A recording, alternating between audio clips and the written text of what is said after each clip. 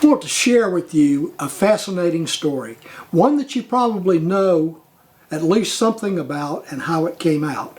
I call it The Legacy of Apollo 13 and the 3 lessons that we can learn from what Jim Lovell and his crew had to do to get safely back to Earth. Now, in December of 1970, when they blasted off from Cape Canaveral, the crew had gone through months of training and preparation for almost any eventuality that they could think of. But one contingency that they had not anticipated was an exploding oxygen tank and the damage that it did to the spacecraft. 2 days into the mission, headed for the moon where they were supposed to land, the oxygen tank exploded. Jim and the crew had to think fast, what are we going to do? So the first lesson of this is be prepared. No matter what you anticipated in the past, no matter what you planned for, things are going to happen that you may have not anticipated. It's Murphy's Law. If it can go wrong, it will.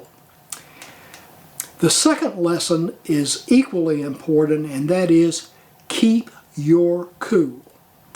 As the chief operating officer, as the boss, as the CEO, as the whatever you are, you must set the example of keeping your cool. If you panic, everyone else is too. Jim Lovell did not panic. He set the model for his guys and for the crew back on Earth. They kept their cool. The third lesson that I want you to take from this is look for those who can help you solve the problem. In this particular case, it was his 2 crew members, and it was the ground crew back in Houston at Command Control. That was when Jim said the 5 famous words that all of us remember from Apollo 13. Houston, we have a problem. Those 5 words he said so calmly that I'm not sure the ground crew on Earth realized how dire the situation really was. But they figured out what they could do. One of the things they had to do was to figure out how they could get back to Earth despite the damage that the exploding oxygen tank had done to the spacecraft. They were not sure that they would have enough fuel to make it back to Earth. But they had one advantage. They had the moon's gravitational pull and the Earth's gravitational pull.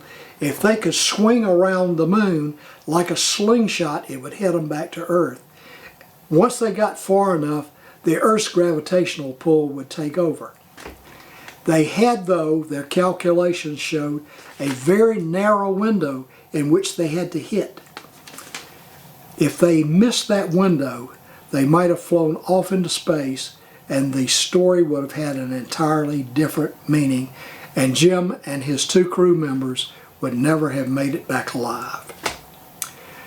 You know the story. They hit the window, they made it back, and it was one of the most dramatic of all the in-flight space stories that we've all lived through, heard, watched on TV, watched in the movies. But think about the 3 lessons of that. Be prepared, keep your cool, and find people who can help you solve the problem. We will be discussing Jim's experience and that of many others in our Make Yourself a Star Fun Shop in September at the Casey West Columbia Chamber.